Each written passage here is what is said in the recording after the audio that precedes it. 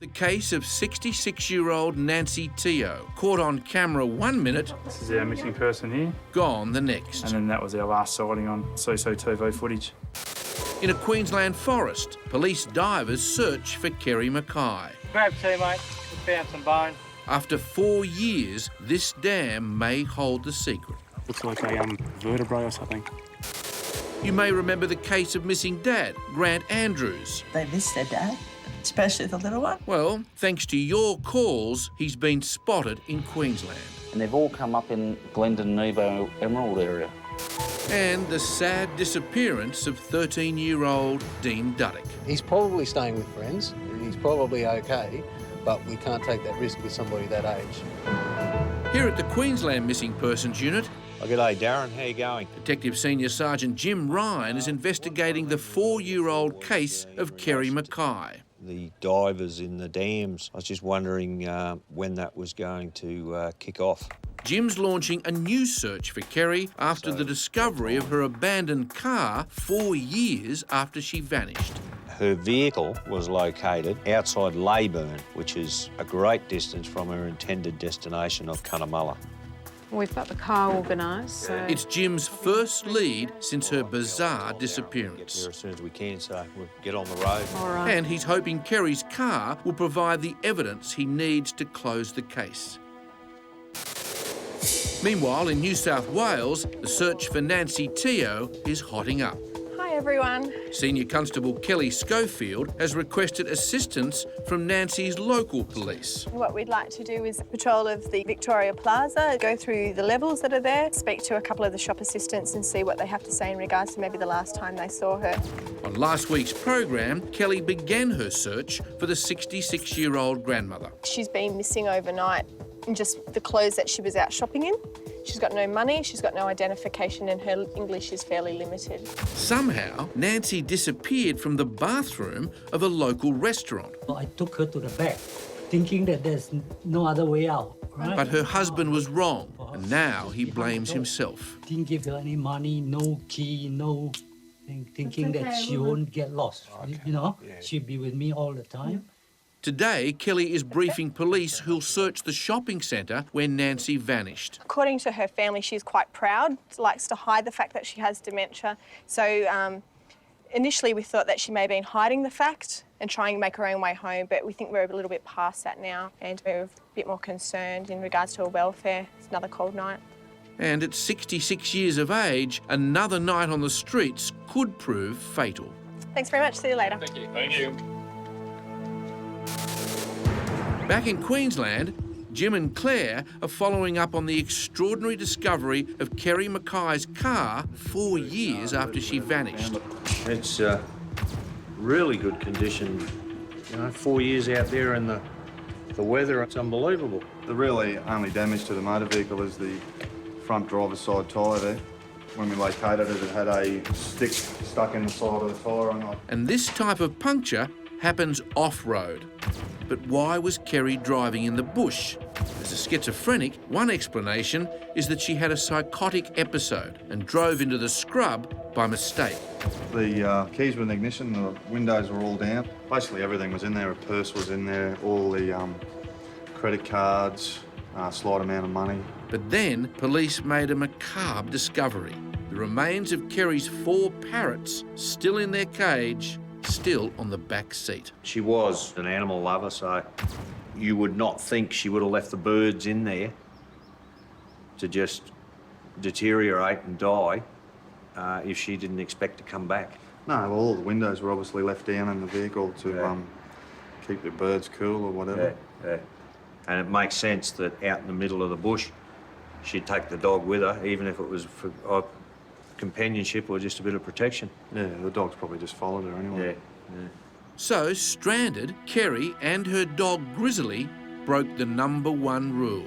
They'd left the car looking for help in dense scrub. How she got through that terrain without virtually even putting a scratch on the car just compounds the mystery a little bit more as to why she would be there.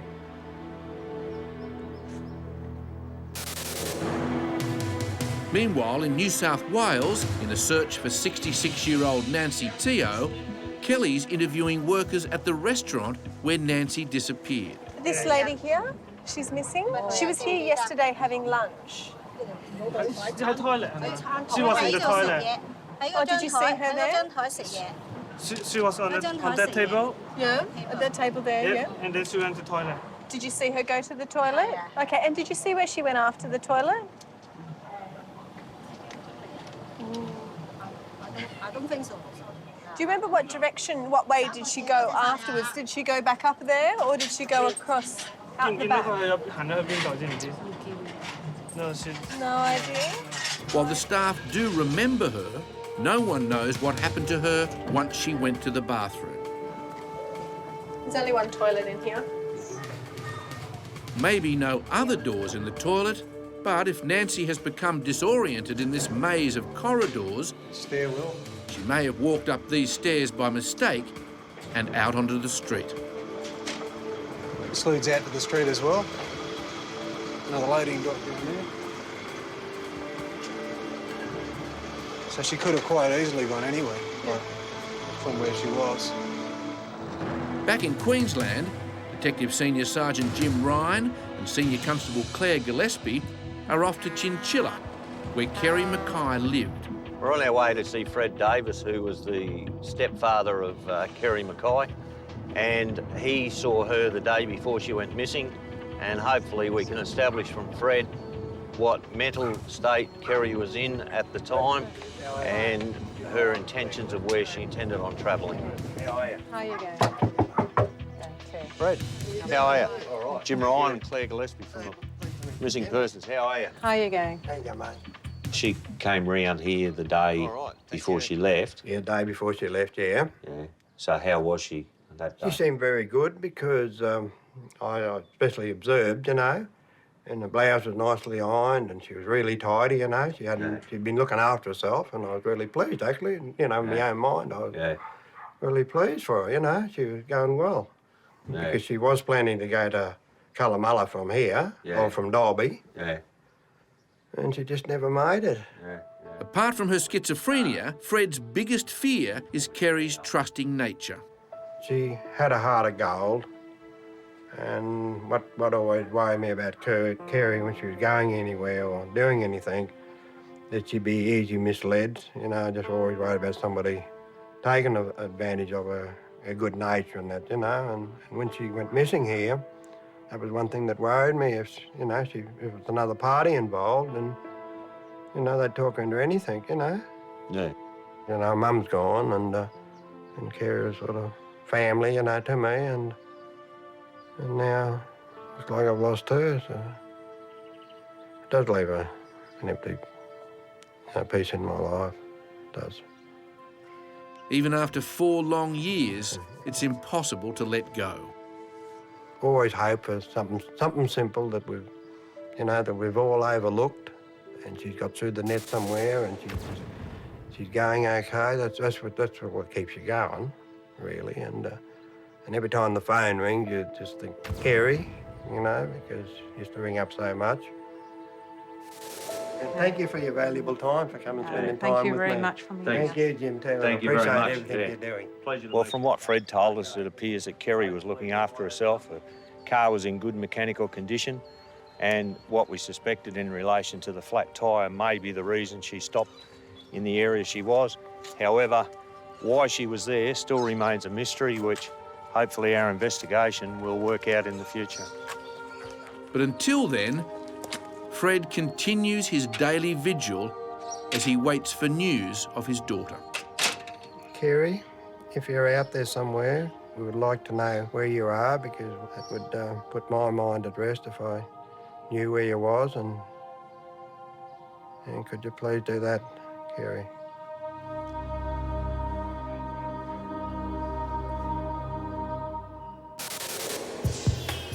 Meanwhile, in Sydney, in the case of dementia sufferer Nancy Teo, Hi, how are you? Kelly is checking other shops in the complex where Nancy went missing. We're just looking for this lady. She's gone missing. Have you seen her at all around? No? They similar my one She's got a blue customer, jacket. but like I'm not 100% sure. Hi, how are you? Good, thank you.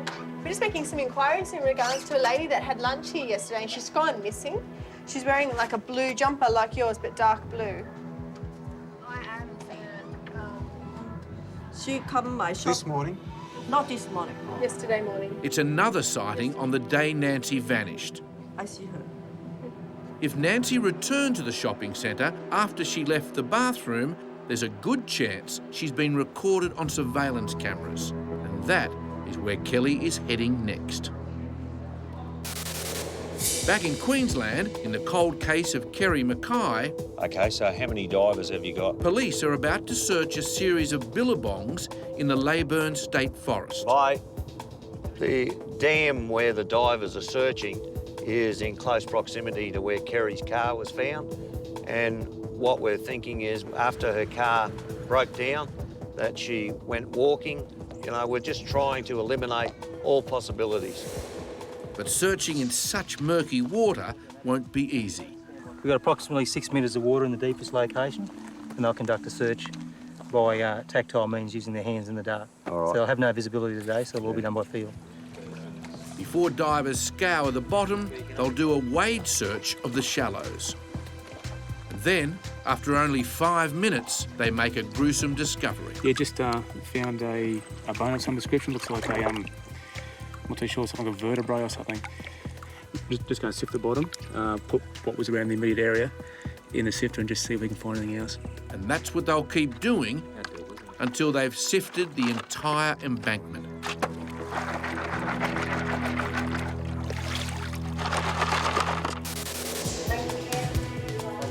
Meanwhile, in New South Wales, You've got some information for us from the chase? Kelly is about to check CCTV footage of the shopping centre where Nancy Teo vanished. You can see her at 2 p.m. Enter Chatswood Chase. She comes up the escalators. This is our missing person here. And there's Nancy, captured on camera only 24 hours earlier. Walks around just a little disorientated, doesn't move far from the top of the escalators here. She then walks back down the escalators and exits Chatswood Chase the same way as she's come in. Once she's out on Victoria Avenue, she stands around looking a little disorientated, and then that was our last sighting on CCTV footage. But that was 24 hours ago.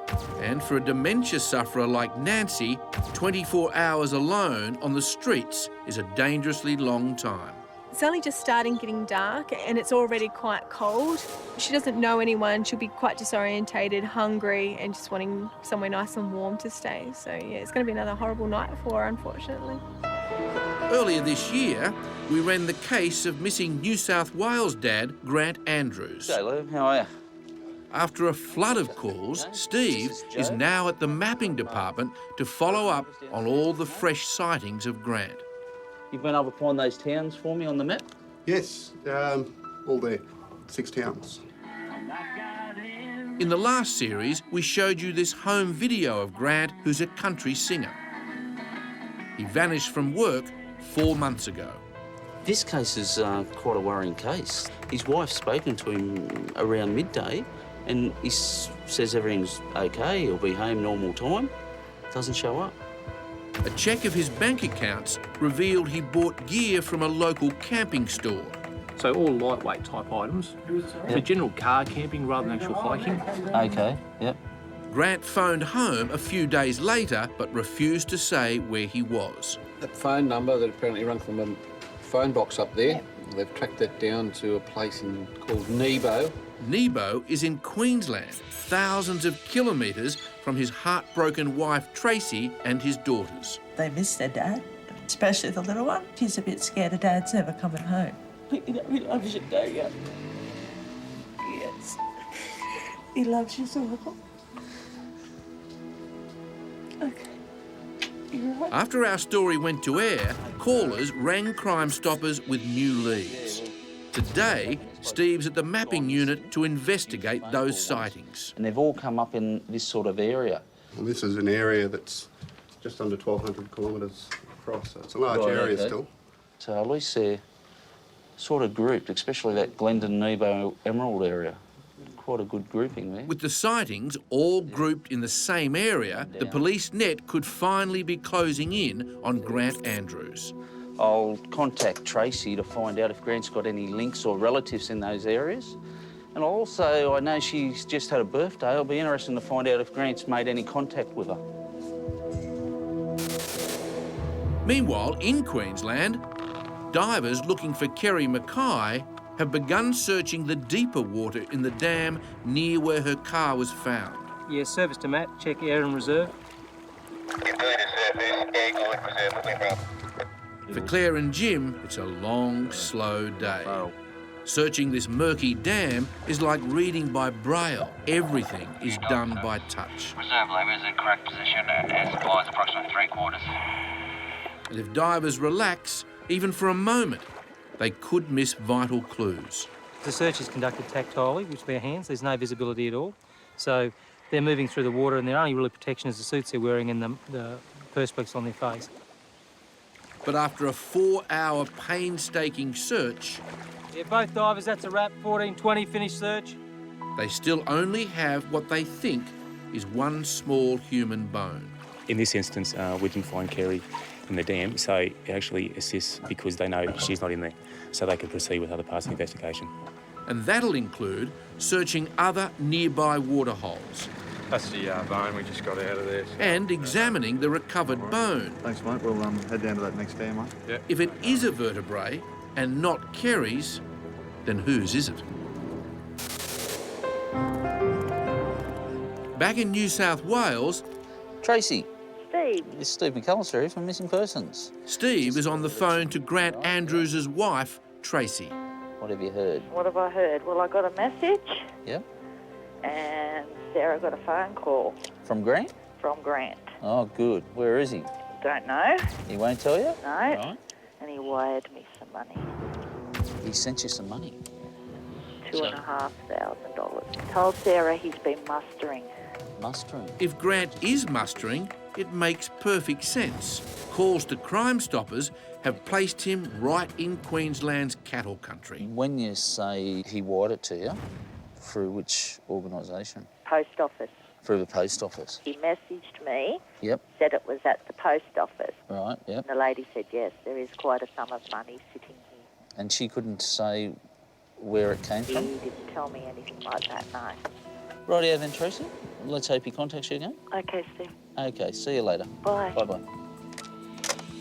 At least he's had some good thought to send money down because we know the family's been struggling. We had an income coming in. Tomorrow we might go up and see Tracy. We might go to the post office up there. I might try and see if I can get some details about what agency this money was wired down from or what area it was wired down from. Meanwhile, in Queensland, in the hunt for Kerry Mackay, police divers are about to search another group of water holes near where Kerry's car was abandoned. I think there's 3 smaller watering holes here. They're only about waist deep. And we'll conduct those wades through to the bottom and see if we locate anything in this area. These billabongs are only 600 metres downstream from where Kerry's car was found. Due to the terrain here, and it's coming quite narrow, so anything coming down the river during times of floods or whatever would collect here. As you can see, the mulch is collected here, so I spend a bit of extra time here. The possibility of any sort of bones or remains or clothing may be collected here. And while there's still some life here, as tragic as it might be, if they do find Kerry's remains, it will at least bring closure to her grieving family.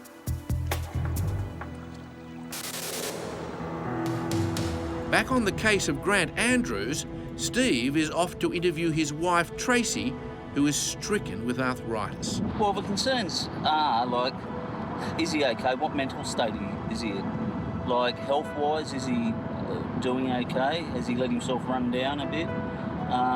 Because it's not a normal thing for a father of 3 kids to just take off the way he has. It's been 4 long months since Tracy has seen her husband. Grant has called, but won't tell her or the kids where he is. Every time someone knocks on the door, Tracy's heart stops. Hello, Tracy. How are you? Hi, Steve. Good. Have a bit of a chat? Yeah. Thanks. So it was really good getting the message? Yeah, it was. But it's short and sweet? Doesn't say much at all. It's going to be interesting to find out What he's been what up he's been to. doing. Yeah. And why. And why, yeah.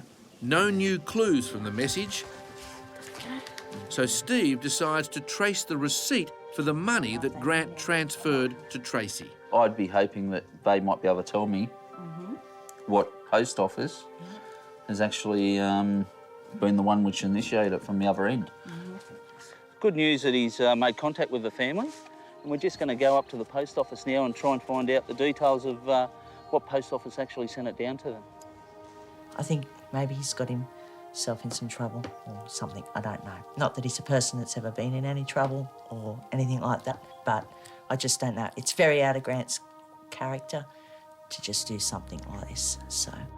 Back at the New South Wales Missing Persons Unit, while Kelly keeps searching for Nancy Teo, across the office, her partner Adam has just received a new high-risk case. Hello, Mrs. Duddick.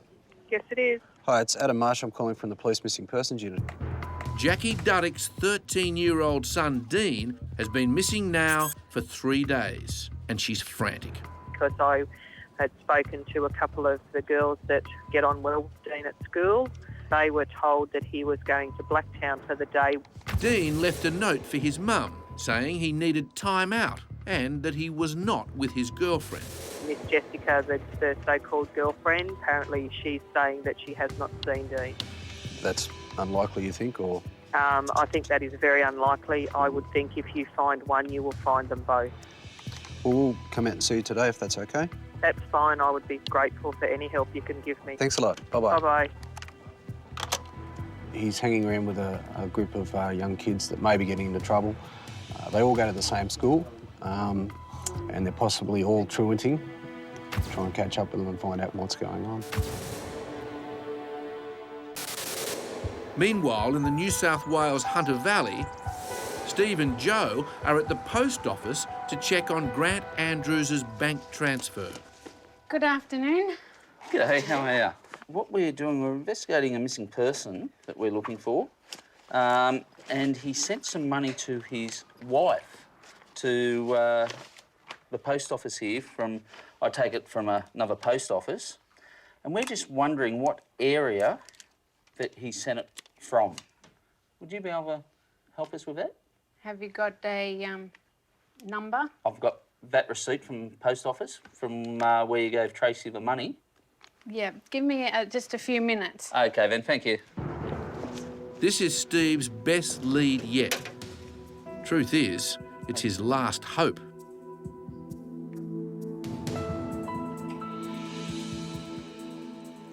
Yep, I've got where it's come from. Okay, whereabouts? Queensland, I take it? Mm-hmm. What town?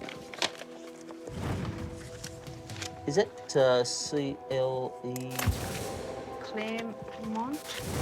Steve has an address. Okay, thank you very much for that. His missing person has been hiding out in Claremont, Queensland, exactly where Crime Stopper reports have placed him. See you later. Have a good day. Bye. Bye-bye.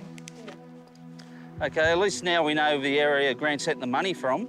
We'll go to the mapping unit and see if they can fill in where Claremont in Queensland is, to see if it fills in with the rest of the information we know. Meanwhile, in the case of missing schoolboy Dean Duddick, Adam is on his way to question his mum, Jackie. Being only 13 years old, he's probably staying with friends, and he's probably okay, but we can't take that risk with somebody that age because there are too many dangers out there in the real world.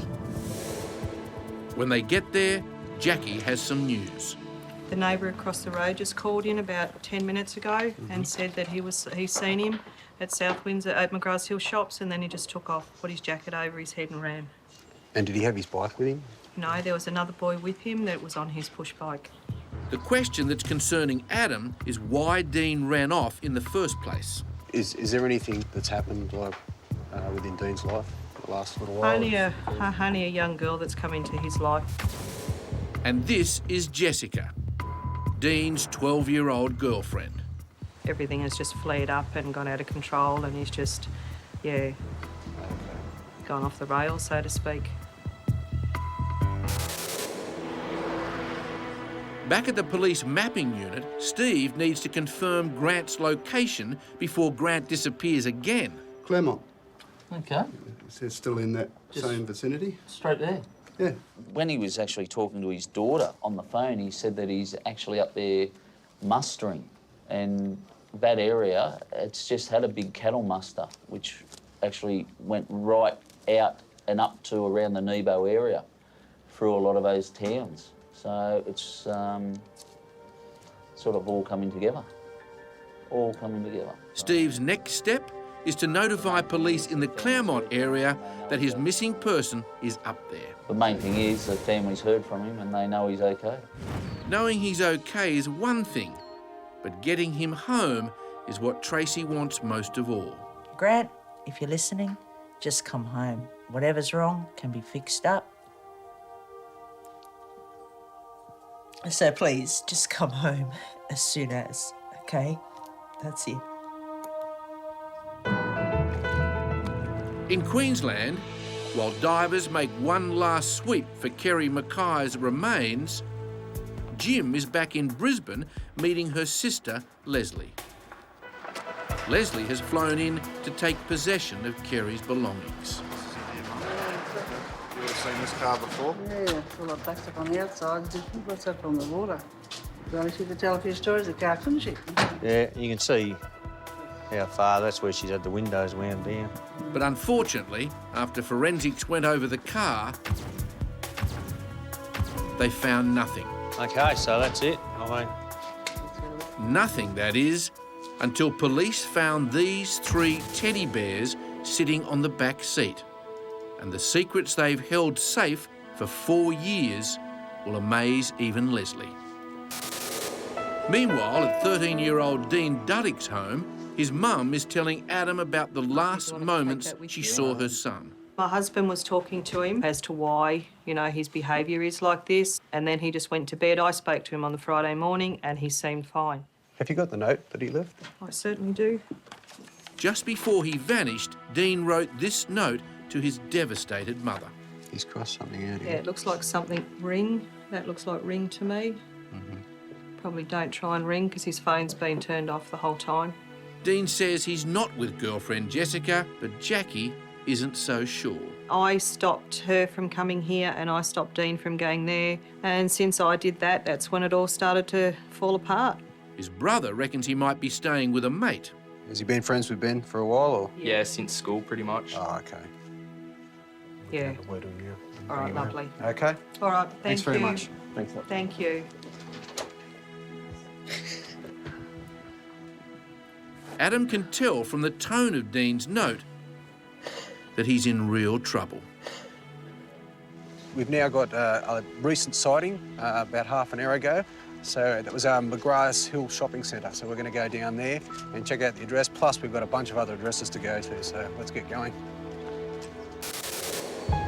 Back in Queensland, in the case of Kerry Mackay, police are about to reveal what they found hidden inside Kerry's teddy bears 4 years after she vanished. And here's all the jewels that were found in the back of the teddy bears.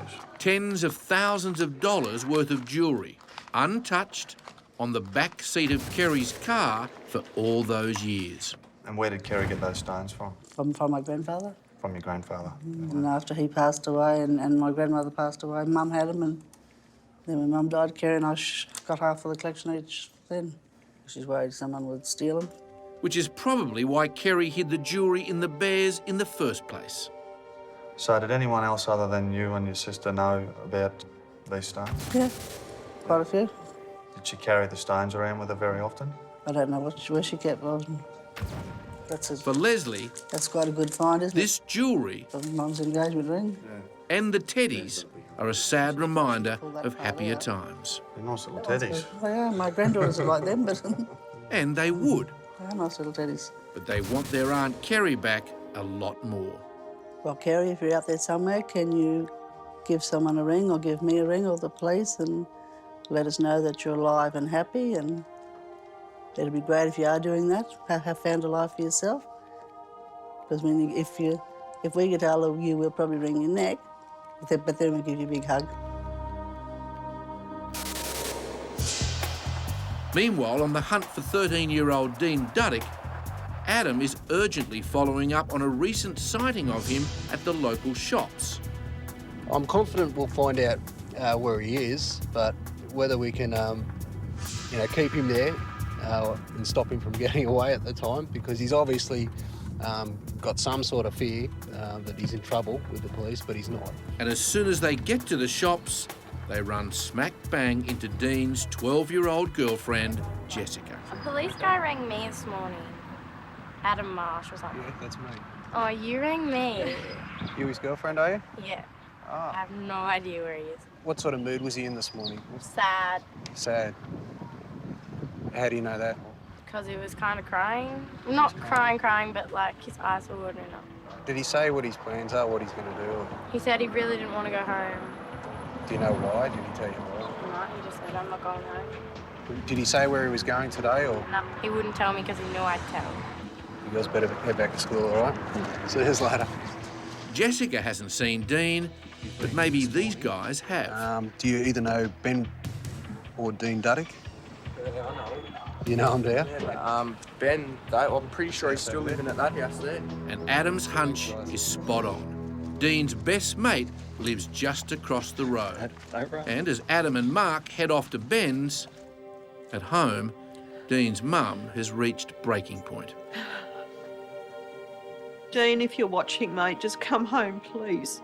That's all I want. If their informant is right, police will find Dean Duddick in this house. Back in Sydney, the search for Dean Duddick has moved to this house. Ben? Adams had a tip-off that Dean's been hiding out here with his mate Ben. You Ben? Yeah, I that. Deanie? Yeah. After 3 days, police have finally found Dean Duddick. We're looking for you all morning. My name's Adam Marsh. Yep. Nice to meet you, mate. All right if we come in? Yeah. Dean's been moving around, sleeping at his mates' homes. Well, this is the situation. You either got to come home with us and we can talk to you on your own or with your mum. I don't want to go home. Okay. Is there anything you want to discuss about why you don't want to go home? Not really. Who's the problem with at home? Everyone, really. Whatever the issue is, it can be talked out, mate. Do you want to speak to your mum about it, or would you rather speak to a counsellor about it, or do you want to speak to us about it? Counsellor. A counsellor? Yep, no worries, mate. All right. Just take a seat and we'll get you a number, all right? But there's more to this case than a teenage runaway. There's obviously something else going on. Has this only been a recent thing? You haven't had problems at home in the past? You have? All right. Is there anybody there you can talk to? Mate, that makes it hard to start with, doesn't it? Yeah. We've got a duty of care because of your age. We can't just leave you somewhere. I think we're responsible for you. And you don't look real good at the moment. He's just 13, so he has to go home. But if he's to stay put, Adam will need to find out what's going on. Meanwhile, at Brisbane's Missing Persons Unit, Jim is already planning the next stage of his investigation into the disappearance of Kerry Mackay. First of all, I'll wait for the bone fragment that we found in the dam search to see if that's human. If it is human, well, we'll conduct further tests on it. If it's not human, well, it rules out, obviously, that it's not skeletal remains of Kerry. The recent discovery of Kerry's car is his best lead yet. We have got an idea now of where she last was. Previous to this, all we knew was she was on a road somewhere between two places. And by finding a car, even though it's a long, long way out of where she was intending to go, it at least gives us some area where we can concentrate a search, and that's what we intend to do with the land search in the future. And that's exactly what Jim's planning for next week. He's calling in dozens of volunteers to sweep the forest where Kerry's car was found. Back on the case of Dean Duddick. Hello, is this Mrs. Duddick? Adam is calling Dean's mum to tell her the good news. Found him. We're currently at Windsor Police Station, and we're just wondering if you could meet us down here because there's some other matters we need to speak to you about. Mother and son are reuniting at the local station because police want to talk to Jackie about what's been troubling Dean. He's quite upset at the moment. I think he'd probably be glad to see his mum. Won't be too long, right? A few minutes later, Jackie arrives. How about, mate?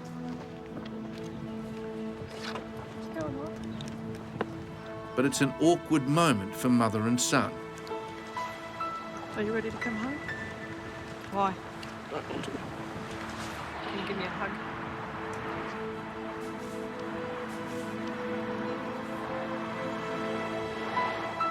That's all my life is my family, keeping my family together and being happy. Until all this issue, we've always been close. Something has driven this family apart. And now Adam and Mark will put in the extra effort to work things out.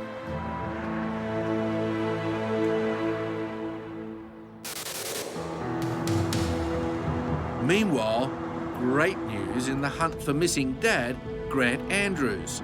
After getting the good news that Grant's actually returned home, we're going to go up and talk to hopefully Grant and Tracy and just see what he wants to tell us, where he's been. Good morning, Tracy. How are you? How are you? After an exhaustive search that's lasted 4 months, Steve is about to come face to face with Tracy's wayward husband. Grant, Steve McAllister and Mandy Gale from the Missing Persons Unit. Now, Tracy, it's good to have him home, is it? Yes. After all this time? Yes. Yes, it's nice to see you there instead of on Steve's folder. And how do you feel about being back home, mate? Oh, it's good to be home. Good to be home? He hasn't said a lot to me at all. First day he come home, he was very uncomfortable. You could see he was very uncomfortable. He just didn't feel himself. Like, he was edgy. But, yeah. But he's getting there. He's getting better, yeah. One day you might want to tell us what's happened? Yeah. But I know you want to just keep it quiet and have family time at the moment, mate, so we respect that. Yep. That's great. Okay. I'd like to thank you for all your help. No, that's no worries. Okay. Right here. Okay, we'll be off then. Thank you very much for that. Thank you very much. I'm glad you're all right. Thank you, Steve. No worries, Tracy. Take care. Yep. Well, that's a great result. He's in one piece. We'll just let the family get on with their lives now, and it's just really good. After 4 months' hard work, it's all finished.